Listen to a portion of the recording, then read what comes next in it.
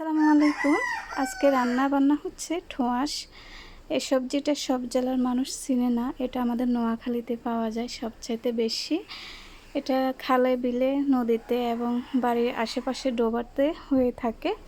চাষও করতে হয় না, এমনিতেই হয়ে থাকে। আবার অনেকেই ব্যবসার জন্য এগুলো চাষ করে থাকে পানিতে। তো আজকে আমাদের দুইয়াতে কিনে আনা হয়েছে। এখন এখানে এগুলোকে কেটে পরিষ্কার করে নিয়েছি।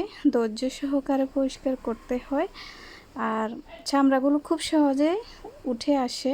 বটি দিয়ে কেটে নিয়েছি, কেটে ধুয়ে পরিষ্কার করে এগুলোকে সিদ্ধ করে নিয়েছি। আর একটা মাছের মাথা এখানে আমি ভাজা করে নিয়েছি। এগুলো রান্না করা হবে ছিমের ডাল দিয়ে। ছিমের ডালগুলো ভেজে নিয়েছি। আর এখানে সব ধরনের মশলা দিয়ে তরকারিটা বসিয়ে দেওয়া হলো। এখানে হলুদ, মরিচ, আদা রসুন বাটা, জিরে বাটা, লবণ এবং পরিমাণ মতো তেল সব কিছু দিয়ে রান্নাবান্না করে নেওয়া শেষ। আজকে এ পর্যন্তই। আল্লাহ হাফেজ।